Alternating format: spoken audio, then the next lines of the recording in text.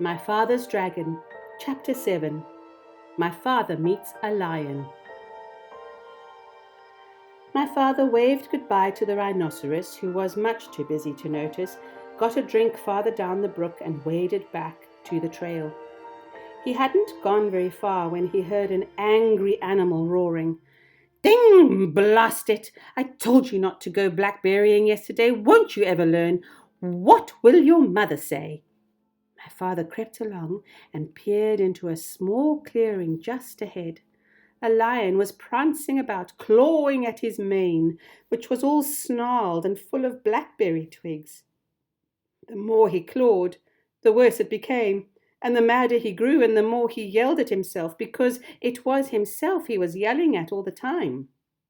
My father could see that the trail went through the clearing, so he decided to crawl around the edge in the underbrush and not disturb the lion. He crawled, and the yelling grew louder and louder. Just as he was about to reach the trail on the other side, the yelling suddenly stopped. My father looked around and saw the lion glaring at him.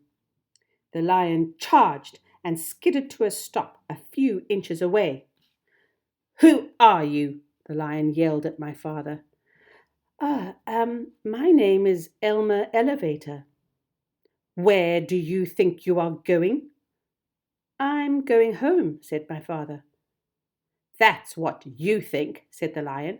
"Ordinarily, I'd save you for afternoon tea, but I happen to be upset enough and hungry enough to eat you right now." And he picked up my father in his front paws to feel how fat he was. My father said, "Oh, please, lion, before you eat me, tell me why you are so particularly upset today."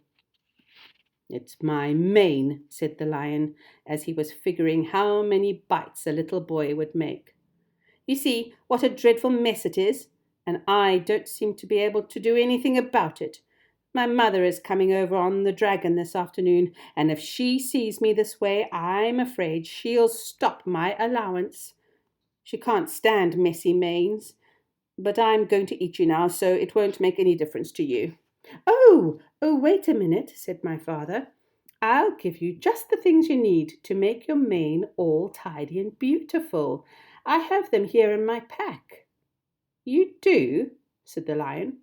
"Well, give them to me, and perhaps I'll save you for afternoon tea after all." And he put my father down on the ground. My father opened the pack and took out the comb and the brush and the 7 hair ribbons of different colors. "Look," he said, "I'll show you what to do on your forelock, where you can watch me. First, you brush a while, then you comb, and then you brush again until all the twigs and snarls are gone. Then you divide it up in 3 and braid it like this and tie a ribbon around the end." As my father was doing this, the lion watched very carefully and began to look much happier.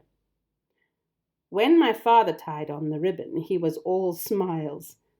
"Oh, that's wonderful, really wonderful," said the lion. "Let me have the comb and brush and see if I can do it." So my father gave him the comb and brush, and the lion began busily grooming his mane. As a matter of fact, he was so busy, he didn't even know when my father left.